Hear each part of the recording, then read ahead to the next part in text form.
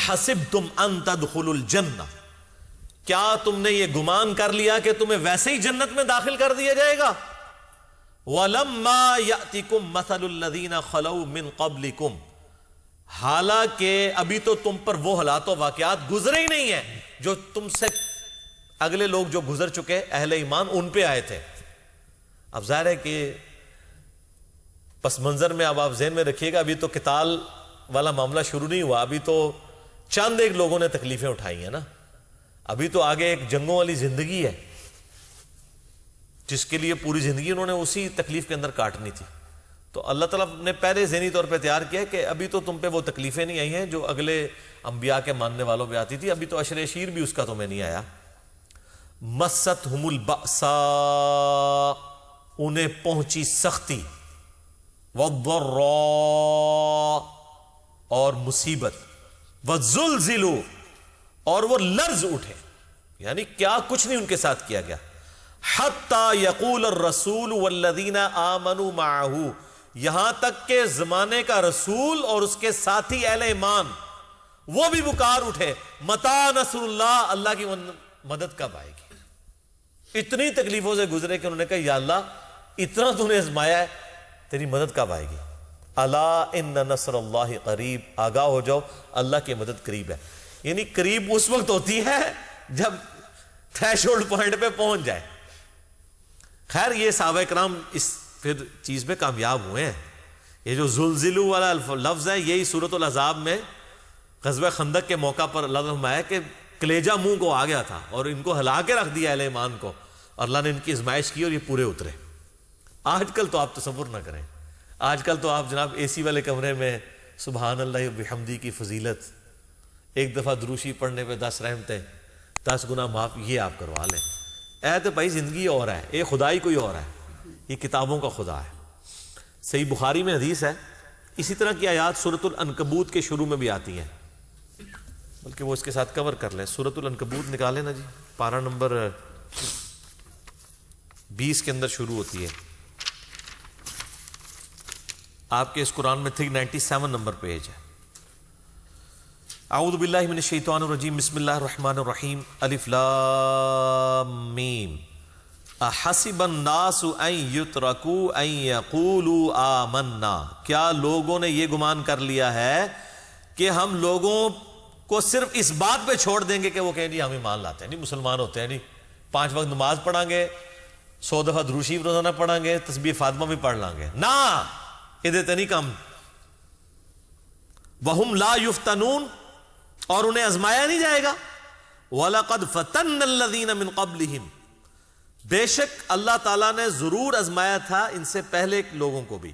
فَلَيَعْلَمَنَّ اللَّهُ الَّذِينَ صَدَقُوا وَلَيَعْلَمَنَّ الْكَاذِبِينَ، تو اللہ تعالیٰ نے جانچا اس بات کو کہ کون اپنے اس دعوی ایمان میں سچا ہے اور کون جھوٹا ہے۔ صحیح بخاری میں حدیث ہے، جب صحابہ کرام کو تکلیفیں پہنچ رہی تھی مکی دور کے اندر بھی، مدینے میں بھی ظاہر ہے مفلسی کی زندگی تھی، تو کچھ صحابہ نے آ کے کہا یا رسول اللہ یہ کب تک آزمائش کا سلسلہ جاری رہے گا؟ تو نبی علیہ السلام فرمایا کہ تمہیں تو ابھی آزمایا نہیں گیا، اگلے زمانوں میں تو لوگوں کو زمین میں گڑھا کھود کے کھڑا کر دیا جاتا تھا، صرف سر بار رکھا جاتا تھا اور ان کے سر پہ آرا رکھا جاتا تھا کہ ایمان چھوڑ دو، حتیٰ کہ ان کے 2 ٹکڑے کر دیے جاتے تھے۔ یہ سر بخاری شریف ہے، یہ کوئی کہانی شریف نہیں ہے، آپ اس کو امیجن کر سکتے ہیں؟ پھر نبی علیہ السلام نے اسی حدیث میں الفاظ ہیں بخاری میں کہ ان کو زندہ لوہے کی جو کنگھی ہیں نا ان کے گوشتوں کے اوپر یوں پھیری جاتی تھی، پوری پوری کھال اور گوشت ان کا اکھڑ جاتا تھا۔ اب ظاہر ہے جب آپ لوہے کی کنگھی پھیریں گے تو آپ کی تو نسیں بھی، آپ تو جناب بلڈ دینے کے لیے جب ایک دفعہ یہ کنولا لگوا لیں ادھر تو لگ پتا جاتا ہے، حالانکہ وہ لگنے کے بعد اس کو کھینچا نہیں جاتا، لیکن آپ امیجن کریں کہ لوہے کا کنگا اگر ایک بندے کے یہاں پہ داخل کیا جائے اس جگہ سے، تو وہ گوشت بھی اس طریقے سے اتار کے پرے پھینکے گا جیسے وہ گاجر اور مولی جو ہے نا کٹتی ہے نا، اس طریقے سے۔ تو نبی علیہ السلام نے کہا کہ ان کو اس لیول کا آزمایا گیا۔ پھر خیر صحابہ کرام بھی پھر اس آزمائش پہ پورے اترے ہیں۔ اب دیکھ لیں نا حضرت عمار ابن یاسر کے والد حضرت یاسر، ان کی والدہ سیدہ سمیہ کو کن کن تکلیفوں سے گزارا گیا، حضرت خباب کو لوہے کے اوپر یعنی کوئلوں کے اوپر لٹایا جاتا تھا، حضرت بلال حبشی کو تپتی ہوئی ریت کے اوپر اور پھر سینے کے اوپر پتھر رکھ دیا جاتا تھا. تو یہ ساری تکلیفوں سے ان کو گزرنا پڑا. تو یہ جو لوگ دعویٰ کرتے ہیں نا کہ تیرے ہوتے جنم لیا ہوتا، نبی علیہ السلام کی زیارت کرنے سے کوئی صحابی نہیں یہ بن گئے ہوئے، صرف انہوں نے جو تکلیفیں کاٹی ہیں وہ ہم لوگ امیجن بھی نہیں کر سکتے. اور انہی تکلیف کی وجہ سے جو لوگ منافقین تھے ان کا یعنی نفاق کھل گیا، وہ ایمان قبول کرنے کے لیے تیار نہیں ہوئے. کافروں کو آپ دیکھیں تو میں تو اکثر کہتا ہوں کہ ابو جہل کو تو کلمے کی سمجھ آ گئی تھی کہ کلمے کا مطلب ہے کہ میری مرضی نہیں چلے گی. اب تو اس نے کہا میں نہیں پڑھتا، میں نے تو اپنی مرضی کی زندگی گزارنی ہے. واللہ اگر اسے یہ پاکستان کے شناختی کارڈ والی آفر دی جاتی نا کہ صرف کلمہ پڑھ لے، باقی جو مرضی کر، کوئی مسئلہ نہیں، اپنی مرضی زندگی گزار، تو اس نے آفر قبول کر لینی تھی. اور اسی چیز کو منافقت کہا جاتا ہے. اس لیے آپ دیکھیں کہ قرآن میں اللہ تعالیٰ کا غصہ اگر 10% ہے نا کافروں کے اوپر، تو 100% منافقین کے اوپر ہے. حتیٰ کہ سورہ نساء میں 80 سے زیادہ آیات منافقین کے اوپر آئیں گی. اور اس کا کلائمیکس ہے وہ اللہ تعالیٰ ماتا ہے کہ منافقین دوزخ کی سب سے نچلی گھاٹی کے اندر ہے، کافروں سے بھی نچلی گھاٹی میں. کیونکہ وہ چاہتے ہیں کہ دنیا بھی ہم اپنی مرضی کی گزاریں اور آخرت بھی. ایسے تو نہیں ہو سکتا، دو میں جہانی مٹھے باؤ، اس طرح نہیں ہو سکتا. جب آپ اللہ کے لیے زندگی گزاریں گے تو آپ کا دنیا کا نقصان ہوگا. اور اگر آپ کا دنیا کا نقصان نہیں ہو رہا، ہر چیز بڑی ہیپی چل رہی ہے، بلکہ جب سے دین پہ چلے ہیں تو اللہ کا فضل و کرم ہی ہو گیا، تو یہ سمجھ لیں آپ دین کے اوپر کو نہیں چل رہے.